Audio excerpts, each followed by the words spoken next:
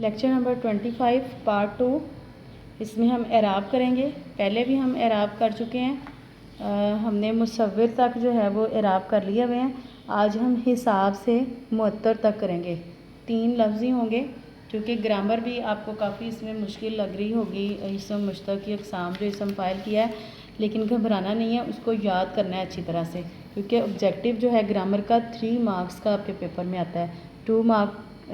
Total 5 marks کا آتا ہے، 3 مارکس گرامر میں سے اور 2 مارکس اعراب میں سے۔ تو یہ دونوں چیزیں آپ کے لیے بہت امپورٹنٹ ہیں، اس لیے یہ خالی یہی اس لیکچر میں رکھی ہیں، ساتھ میں اے کا کوئی بھی چیز شامل نہیں کی ہے، تاکہ آپ لوگ گھبرائیں نہیں اور اچھے سے اس کو یاد کر لیں۔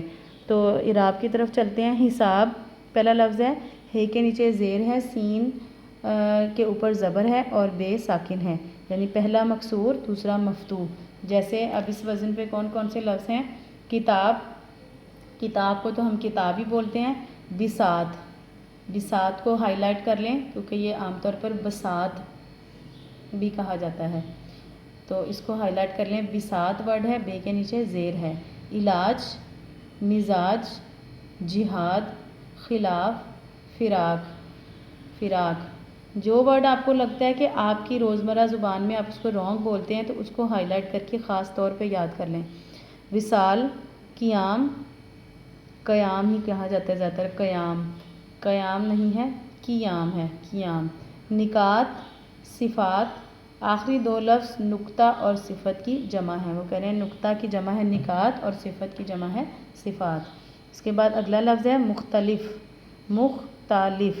میم پہلا مضموم ہے، میم پہ پیش ہے، دوسرا ساکن ہے، خے تے کے اوپر زبر ہے، یعنی تیسرا مفتوح ہے اور چوتھا مکسور ہے، لام کے نیچے زیر ہے اور پانچواں پھر ساکن ہے۔ جیسے معترض، یہ سارے تقریباً آپ کو یاد کرنے پڑیں گے۔ معترض، مشتعل، منتظر، منتظر بھی ہوتا ہے اور منتظر بھی ہوتا ہے۔ منتظر آگے جا کے آئے گا، انہوں نے اس لیے میننگ دیا ہوا ہے بریکٹ میں، منتظر ہوگا جب تو اس کا مطلب ہے انتظار کرنے والا۔ میں آپ کا منتظر تھا، منتظر نہیں تھا، منتظر۔ ملتمس، معتقد، منتشر، معترف۔ یہ سارے مشکل ہیں، ان ساروں کو آپ کو یاد کرنا پڑے گا۔ آگے معطر ہے، معطر میں پہلا لفظ مضموم ہے، میم یعنی اس کے اوپر پیش ہے، دوسرا مفتوح ہے، اس کے اوپر زبر ہے، تیسرا مشدد ہے یعنی تشدید ہے، اس کے اوپر شد ہے اور مفتوح بھی ہے، اس کے اوپر زبر بھی ہے، معطر، اور چوتھا پھر ساکن ہے۔ جیسے محمد، محمد ہم الحمدللہ محمد ہی بولتے ہیں، محمد صلی اللہ علیہ وآلہ وسلم۔ مکرم کو مکرم ہی بولا جاتا ہے۔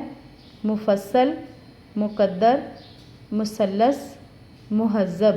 مہذب کو ہائی لائٹ کر لیں، کیونکہ اس کو مہذب بھی کہہ لیتے ہیں اکثر، مہذب۔ مروج، مروج کو مروج بھی بولا جاتا ہے، اس کو بھی ہائی لائٹ کر لیں، مروج ہے یہ لفظ۔